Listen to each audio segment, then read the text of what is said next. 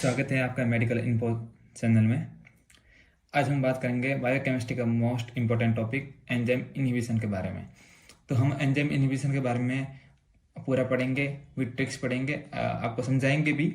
उसके बाद लास्ट में हम ट्रिक को डिस्कस करेंगे, क्योंकि पहले समझना जरूरी है कि एंजाइम इनहिबिशन क्या है, कौन कौन से टाइप है, हम उसको कैसे अलग अलग से याद रख सकते हैं। कई बार है ना एग्जाम्पल्स मिक्स हो जाते हैं या फिर कंसेप्ट हमें उस टाइम में याद नहीं आते एग्जाम के टाइम में। ठीक है, तो अब हम आज प्रॉपर तरीके से पढ़ेंगे, फिर उसके एग्जाम्पल ठीक से भी याद करेंगे और वैसे भी आपको समझाने से याद हो जाएंगे। ठीक है, तो अब शुरू करते हैं। अब हम पढ़ रहे हैं एंजाइम इनहिबिशन। ठीक है, तो एंजाइम इनहिबिशन है क्या? एंजाइम इनहिबिटर क्या होते हैं? एंजाइम इनहिबिटर एक सब्सटेंस होते हैं जो एंजाइम से बाइंड करते हैं और क्या करते हैं decrease catalytic activity. Catalytic activity उसको डिक्रीज कर देते हैं। ये ऑर्गेनिक और इनऑर्गेनिक दोनों हो सकते हैं। इसके 3 टाइप होते हैं। एंजाइम इनहिबिशन के 3 टाइप होते हैं जो हम डिस्कस करेंगे। तो देखो, पहला है रिवर्सिबल इनहिबिशन, दूसरा इरिवर्सिबल, तीसरा है एलोस्टेरिक। मेनली हम इन दोनों को कवर करेंगे अभी। ठीक है, अब आप देखिए रिवर्सिबल इनहिबिशन पे आते हैं। रिवर्सिबल इनहिबिशन का मतलब क्या है कि जो इनहिबिशन हुआ है वो रिवर्सिबल है। क्यों? क्योंकि जो इनहिबिटर है वो एंजाइम से जुड़ा है, वो है नॉन कोवेलेंट बॉन्ड से जुड़ा हुआ है। जब नॉन कोवेलेंट बॉन्ड से जुड़ता है, ठीक है, तो रिवर्सिबल होता है। जब कोवेलेंट बॉन्ड से जुड़ जाता है तो इरिवर्सिबल होता है। Clear? Inhibitor bind non covalently, the enzyme inhibition can be reversed if the inhibitor is removed. अगर हम इनहिबिटर को हटा दें तो एंजाइम इनहिबिशन होगा, वो रिवर्स हो जाएगा। रिवर्सिबल को 2 टाइप में बांटा गया है, कम्पिटेटिव और नॉन कम्पिटेटिव। हम पढ़ रहे थे रिवर्सिबल के 2 टाइप, कम्पिटेटिव और नॉन कम्पिटेटिव पढ़ रहे हैं। ठीक है, अब ये देखो, ये आपको जो डायग्राम दिख रहा है ये इसकी एक्टिव साइट है। ठीक है, ये भी सबस्ट्रेट है और ये कम्पिटेटिव इनहिबिटर है।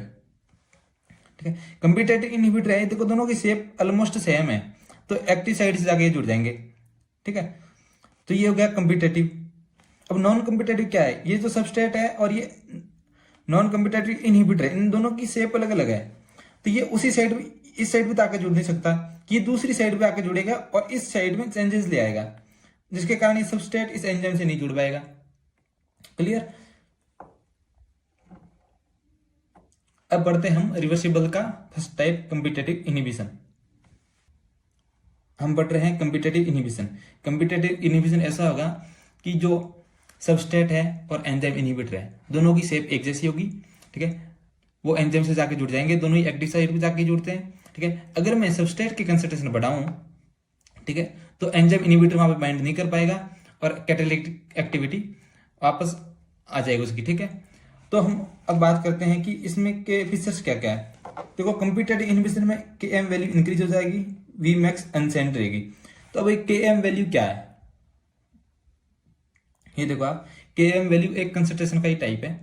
ठीक है, जब वेलोसिटी की रिएक्शन की जो वेलोसिटी है, कैटालिटिक एक्टिविटी है, वो Vmax/2 हो जाए तब कितनी कंसंट्रेशन होती है? ये एक फिक्स्ड होती है, कांस्टेंट होती है पर्टिकुलर रिएक्शन के लिए और पर्टिकुलर एंजाइम के लिए। ठीक है, तो Vmax/2 पे जब इनहिबिटर नहीं था तब कंसंट्रेशन इतनी चाहिए थी मेरे को Vmax/2 लाने के लिए। अब मैंने बोला ना कि कंपिटेटिव में कंसंट्रेशन बढ़ाने से काम हो जाएगा, तो इसमें मैंने कंसंट्रेशन बढ़ा दी तो Vmax/2 आ गई कंसंट्रेशन मेरे पास। ठीक है, तो Km वैल्यू बढ़ जाएगी और Vmax वही रहेगी।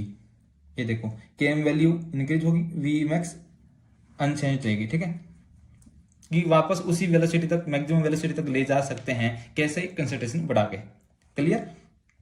इसके एग्जाम्पल क्या है?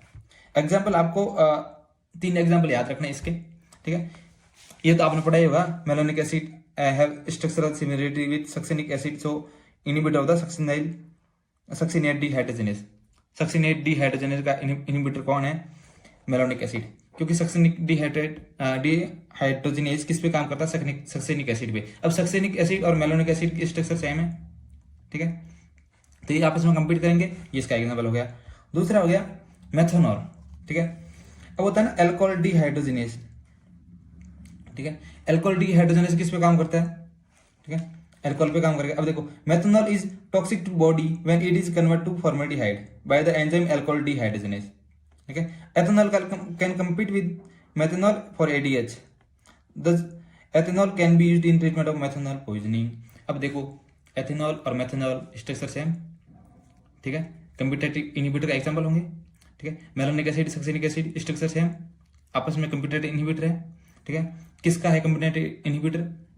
देखो मेथेनॉल है, ठीक है, वो क्या मेथेनॉल की पॉइजनिंग हो जाती है तब दिया जाता है एथेनॉल, ठीक है। एथेनॉल दिया जाता है तो एथेनॉल कंपीट कर देगा मेथेनॉल की जगह, एथेनॉल की पॉइजनिंग होती नहीं, मेथेनॉल मोर टॉक्सिक होता है, ठीक है। तो इसके ट्रीटमेंट यूज करते हैं। तीसरा है एंटी मेटाबोलाइट्स।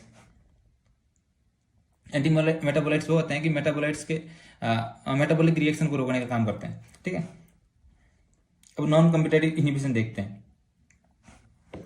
देखो नॉन कम्पिटेटिव क्या होगा, इनहिबिटर बाइंड कहाँ करेगा, एक्टिव साइड पर नहीं करेगा, किसी और साइड पे करेगा, ठीक है, other than active side. Structure same नहीं होगी, नो स्ट्रक्चर रिजेम्बलेंस, ठीक है। ये है ना एंजाइम सब्सट्रैक्ट बाइंडिंग को अफेक्ट ही नहीं करता, क्योंकि एंजाइम सब्सट्रैक्ट बाइंडिंग तो हो रही एक्टिव साइड पे, क्योंकि और जाकर जुड़ रहा है। कैटालिसिस प्रिवेंट होता है क्योंकि एंजाइम का कन्फर्मेशन है वो डिस्टॉर्शन हो जाता है। The inhibitor generally bind with the enzyme as well as ES complex. Competitive inhibitor में क्या था, सिर्फ एंजाइम से जुड़ता है, वो ईएस कॉम्प्लेक्स बनने से रोकता है। इसमें क्या होता है, ये एंजाइम से भी जुड़ जाता है, ईएस कॉम्प्लेक्स से भी जुड़ सकता है, ठीक है। इसकी केएम वैल्यू देखो, केएम वैल्यू अनचेंज्ड, ठीक है, कि अगर इनहिबिशन हो गया, फिर अगर इनहिबिशन हो गया तो उस Vmax/2 हम नहीं ला सकते कंसिडर से बढ़ा के, ठीक है, क्योंकि Vmax/2 ये देखो और ये देखो Vmax/2 घट जाएगी, क्योंकि Vmax ही घट जाएगा, ठीक है। अब देखो Km वैल्यू अनचेंज रहेगी, ठीक है, Vmax इज लोअर्ड, Vmax का वैल्यू कम हो जाएगी तो Vmax/2 भी कम हो जाएगा। से मतलब मैं आपको दोनों को अलग अलग भी बताऊंगा, ट्रिक के साथ बताऊंगा तो याद हो जाएंगे, ठीक है। अब एग्जाम्पल्स पढ़ते हैं। इसके एग्जाम्पल कौन क्या है, हैवी मेटल्स आयन है, जैसे सिल्वर है, लेड है और मरकरी है। तो heavy metal also leads to the formation of the covalent bond with carboxylic group resulting in irreversible inhibition। मैंने बोला ना कि नॉन कोवेलेंट होगा तो रिवर्सिबल है, कोवेलेंट होगा तो इरिवर्सिबल है। अब ये कोवेलेंट बॉन्ड बना लेता है, कभी कभी हेवी मेटल होता है वो कोवेलेंट बॉन्ड बना लेते हैं, जिसके कारण ये इरिवर्सिबल इनहिबिशन के कैटेगरी में आ जाते हैं।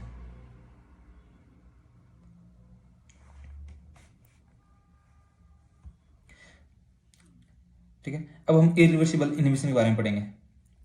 उससे पहले आपको याद करवा लेता हूँ कि के मैक्स किस में बढ़ेगा, वी मैक्स किस में बढ़ेगा, कैसे याद करना है। कंपिटेटिव इनहिबिशन की बात करते हैं। तो कंपिटेटिव इनहिबिशन का मतलब क्या है, कंपीट कर रहे हैं एक दूसरे से। मान लो हमको दौड़ रहे हैं, ठीक है, रनिंग कंपटीशन हो रही है, तो उसमें क्या होंगे, हमने किलोमीटर बढ़ा दिए, केम बढ़ा दी, क्योंकि एक थोड़े बहुत एरिया हम पता नहीं कर सकते ना कि कौन तेज भाग रहा है कौन, तो हम किलोमीटर बढ़ा ली, जिससे स्ट्रेंथ भी पता लग जाए, सब पता लग जाए। तो के एम को बढ़ा दो, वी मैक्स सेम है, स्पीड सेम है, पर किलोमीटर बढ़ा दी, ठीक है, किलोमीटर्स बढ़ा दिए, कंपिटेटिव में किलोमीटर्स बढ़ा दिए, ठीक है। के एम वैल्यू वो बढ़ जाती है और वी मैक्स वो सेम रहती है। अब नेक्स्ट हम बताएंगे नॉन कम्पिटेटिव इनहिबिशन के बारे में। तो नॉन कम्पिटेटिव इनहिबिशन में आपको कैसे याद करना है, इसका अपोजिट वी मैक्स क्या होगा, डिक्रीज हो जाएगा, ठीक है। के एम वैल्यू क्या रहेगी, अनचेंज्ड, के एम वैल्यू वही रहेगी, वी मैक्स क्या होगा, डिक्रीज हो जाएगा। डन। अब हम पढ़ रहे हैं इरिवर्सिबल इनहिबिशन के बारे में, ठीक है। मैंने आपको बताया था इरिवर्सिबल जब होता है जब नॉन कोवेलेंट बॉन्ड होता है तब होता है रिवर्सिबल, कोवेलेंटली जुड़ गया तो हो गया irreversible. Done. bind covalently with the enzyme and inactivate usually toxic substance that poison enzyme। Covalently bind करेंगे, ठीक है, और यूजली ये कौन से सब्सटेंस होते हैं, टॉक्सिक सब्सटेंस होते हैं, वो ऐसे ही होता है कि वो इरिवर्सली बाइंड करते हैं, ठीक है। एग्जाम्पल क्या है, क्योंकि इसके एग्जाम्पल ज्यादा है, आपने रिवर्सिबल कर याद कर लिए होंगे क्योंकि स्ट्रक्चर सेम था, ठीक है, उस हिसाब से आपने वो याद कर ली, सक्सिनिक एसिड और मेलोनिक एसिड वाले, ठीक है, एथेनॉल, मेथेनॉल और anti metabolite, 3 example. Non competitive में आपने क्या याद किया, नॉन कम्पिटेटिव में आपने याद किया जो हैवी मेटल है वो, ये देखिए, ये नॉन कम्पिटेटिव में आपने हैवी मेटल्स को याद कर लिया, ठीक है। अब हम बढ़ रहे हैं इरिवर्सिबल इनहिबिशन के बारे में।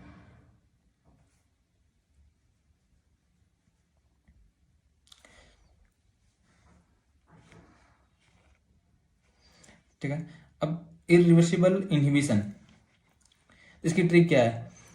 सपोज करते हैं कि आपका नीट में सिलेक्शन हो गया, आपकी बड़ी दीदी है, आपका नीट में सिलेक्शन हो गया, आप कॉलेज आए, ठीक है, कॉलेज के बाद जब फर्स्ट टाइम आप घर गए, ठीक है, और फर्स्ट टाइम आपके सिलेक्शन के बाद फर्स्ट टाइम आपसे दीदी मिली, आपके सिलेक्शन के बाद मिली, तब की बात कर रहा हूँ, तो आपके लिए वो लैपटॉप लेकर आई एज ए गिफ्ट, क्योंकि आपका सिलेक्शन हो गया था, आपसे दीदी मिली है, आफ्टर सिलेक्शन फर्स्ट टाइम मिली है, तो आपके लिए लैपटॉप गिफ्ट लेकर आई, पीसी गिफ्ट लेकर आई।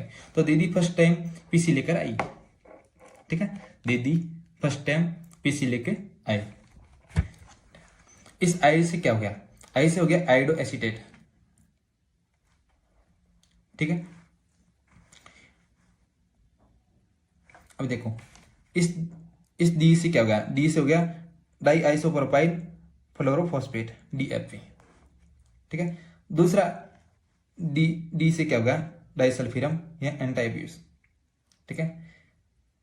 एफ से क्या हो गया? एफ से हो गया फ्लोराइड, पी से हो गया पेनिसिलिन, सी से हो गया साइनाइड। ये आपको याद हो गया। अब देखो ये किसका आयोडो एसीटेट किसका इरिवर्सिबल इनहिबिटर है? ग्लिसरॉल्डिहाइड 3 फॉस्फेट डिहाइड्रोजिनेज का, ठीक है। ये एसएस ग्रुप से बाइंड करता है और एक्टिव साइट अब उसको इनएक्टिव बना देता है, एक्टिव साइट को। दूसरा कौन सा था? डाइआइसोप्रोपाइल फ्लोरोफॉस्फेट, इसको नर्व गैस बोलते हैं, वर्ड वॉर में यूज हुआ था। ये एसिटिकोलाइन एस्ट्रेज को इनहिबिट करने का काम करता है। जो न्यूरोमस्कुलर जंक्शन पे एसिटिकोलाइन एस्ट्रेज आपने पढ़ा होगा ना, ठीक है, जो एसिटिकोलाइन को डिग्रेड करने का काम करता है, उसको इनहिबिट कर देता है। डाइसल्फिरम, इसको एंट एब्यूज भी बोलते हैं। एंट एब्यूज क्या? एब्यूज क्या हो रहा है? एब्यूज हो रहा है, अल्कोहल ज्यादा पी रहे थे, एब्यूज हो रहा है ना अल्कोहल का, ठीक है। तो एंट एब्यूज यानी कि अल्कोहल के एब्यूज को रोकने वाला, तो डाइसल्फिरम बोलते हैं इसको। ट्रीटमेंट ऑफ एल्कोहलिज्म किसके लिए यूज करते हैं? एल्कोहलिज्म के ट्रीटमेंट के लिए यूज करते हैं। ये इनहिबिट करके एल्डिहाइड डिहाइड्रोजिनेज को। अब आप देखो क्या होता है कि ये यूज करने से पेशेंट ये मान लो या कोई भी मान लो जो एल्कोहलिक्स है, ठीक है, वो अल्कोहल को प्रिवेंट कैसे करते हैं? अल्कोहल को छोड़ क्यों देते हैं? ठीक है, क्योंकि इसमें है ना एसिटाल्डिहाइड का एक्यूमुलेशन हो जाता है, जिसके कारण क्या होगा? सिकनेस आ जाएगी, ठीक है। अब क्या होगा? अल्कोहल पे क्या करेगा? अल्कोहल डिहाइड्रोजनेस काम कर दिया, एल्डिहाइड बना दिया, एल्डिहाइड पे काम कर रहे हैं, एल्डिहाइड डिहाइड्रोजनेस, ठीक है, फिर उससे एसिड बन जाता है। अब देखो एल्डिहाइड डिहाइड्रोजनेस ने काम करना बंद कर दिया तो क्या हुआ? एल्डिहाइड का एक्यूमुलेशन हो गया, तो एसिड एल्डिहाइड का एक्यूमुलेशन हो जाएगा, जिसके कारण सिकनेस आएगी और पेशेंट को वो पेशेंट या जो भी अल्कोहलिक पेशेंट है, ठीक है, वो उसको पीना छोड़ देगा, क्योंकि सिकनेस आ रही है तो वो चीज अच्छी नहीं लग रही ना उसको। फोर्थ है पेनिसिलिन, एंटीबायोटिक है जो बैक्टीरिया सेल वॉल की सिंथेसिस को रोकने का काम करती है। फिफ्थ कौन सा है? साइनाइड, जो साइटोक्रोम ऑक्सीडेज आपने पढ़ा होगा ईटीसी में, इलेक्ट्रॉन ट्रांसपोर्ट चेन में पढ़ा होगा, साइटोक्रोम ऑक्सीडेज, ठीक है, उसको रोकने का काम करता है साइनाइड। अब देखो एनर्जी जनरेशन स्टेप है ईटीसी, ठीक है, साइनाइड क्या करता है? साइटोक्रोम सी को रोकेगा। अगर साइटोक्रोम सी रुक गया, बॉडी में कहीं से एनर्जी नहीं मिलेगी, सडन डेथ हो जाती है।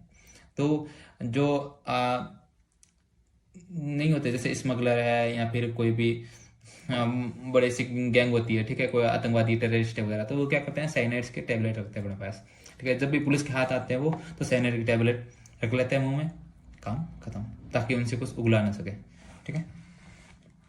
फ्लोराइड हो गया। अब फ्लोराइड क्या करता है? फ्लोराइड होता है वो इनोलेज को इनहिबिट करता है, ठीक है। इनोलेज आपने पढ़ा हुआ, ग्लूकोज मेटाबॉलिज्म में पढ़ा हुआ आपने, ठीक है। तो ये ग्लाइकोलाइसिस को रोकने का काम करेगा। तो हम जब ब्लड टेस्ट लेते हैं ना कि ग्लूकोज एस्टिमेशन के लिए, तो ब्लड टेस्ट लेते हैं ग्लूकोज एस्टिमेशन के लिए, तब इनोलेज को डीएक्टिवेट करने का काम करता है फ्लोराइड, तो उसमें फ्लोराइड मिलाया जाता है ताकि ग्लूकोज का लेवल वही रहे। मैंने मान लो अभी मैंने ब्लड लिया, किसी ब्लड सैंपल लिया, उसमें मैंने फ्लोराइड मिला लिया ताकि ब्लड ग्लूकोज का लेवल वही हो, क्योंकि मेरे को तो ब्लड ग्लूकोज लेवल चेक करना है ना, अगर मैं फ्लोराइड नहीं मिलाऊं तो ग्लाइकोलाइसिस हो जाएगी, ग्लूकोज का लेवल डिफरेंट हो जाएगा ना। अब देखो, अब बढ़ रहे हम सुसाइड इनहिबिशन। सुसाइड इनहिबिशन क्या है? सुसाइड इनहिबिशन एक इरिवर्सिबल का ही स्पेशलाइज्ड फॉर्म है, ठीक है। इसमें क्या होगा, जो ओरिजिनल इनहिबिटर होगा, ठीक है, वो होगा कम्पिटेटिव इनहिबिटर, वो मोर पोटेंट में बदल जाएगा, वो इरिवर्सिबल में आ जाता है। तो कम्पिटेटिव अपना पड़ा रिवर्सिबल में था, ठीक है, तो उसका दूसरी फॉर्म आ जाएगी और वो मोर पोटेंट होगी, वो होगी इरिवर्सिबल, ठीक है। अब एग्जांपल्स देखो, एलोप्यूरिनॉल ट्रीटमेंट ऑफ गाउट में यूज होता है, वो बदल जाता है। एलोप्यूरिनॉल ट्रीटमेंट ऑफ गाउट में यूज होता है, जो बदल जाता है एलोजेंथिन में, इसमें बदल जाएगा एलोजेंथिन में।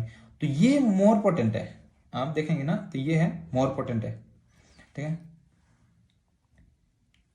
देखो 5 फ्लोरोयूरेसिल, ठीक है, फ्लोरोडीऑक्सीयूरिडिलेट में बदल जाता है, ठीक है। ये थायमिडिलेट सिंथेसिस को इनहिबिट करने का कार्य करता है और न्यूक्लियोटाइड सिंथेसिस नहीं बन सकता, नहीं बनेगा।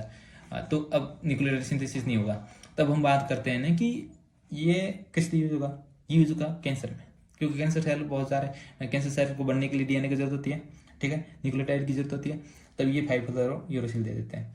तो एलोस्टेटिक इनहिबिशन हम आगे वीडियो में पढ़ेंगे।